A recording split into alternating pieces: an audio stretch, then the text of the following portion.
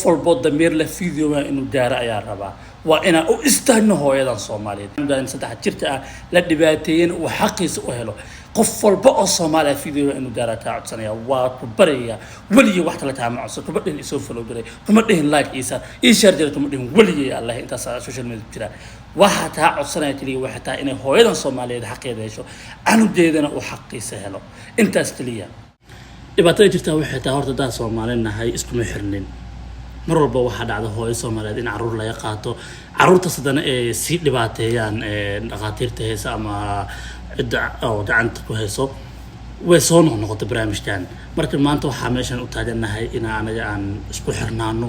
oo aan u dagaalano xaqa anaga aan leenahay waana waajibina xaqaada aan leedahay in aan u dagaalano barka maalin way ku qabsan kartaa dhibaatadan hooyadan Soomaaliyeed heesato canugeedu 3 sano jiro ayaa faleenba meel qaldan loogu xiray cunto ah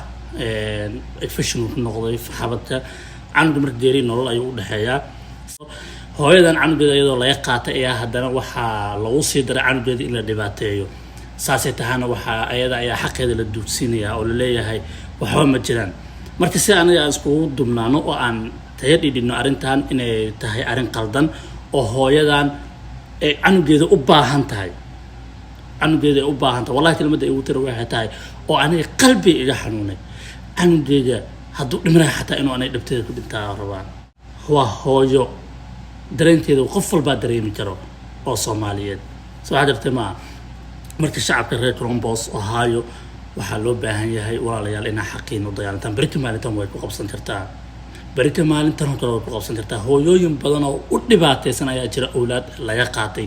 oo waliba si qaldan loogu qaatay حق يا أولاد أنا أضيعنا تعرضت على هذه اللقاءات أردنا مركب نوصل الله بتي هدانا هاي شعب الصومالية نورث أمريكا وحائد الله إنها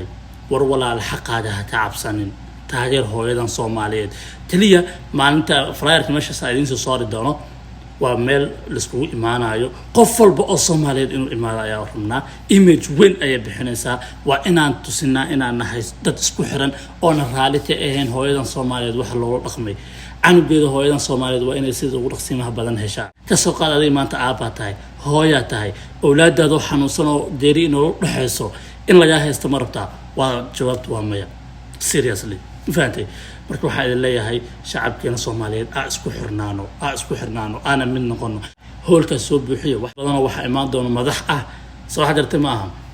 marka waxa la rabaa meel kale istaagay in la waayo image kaliya aan bixinayna waxay tahay in aan reality ahayn lacag la yaama rabo wax la yaaya baahan yahay maanta oo tale ma jirto taliya dadka hal u arko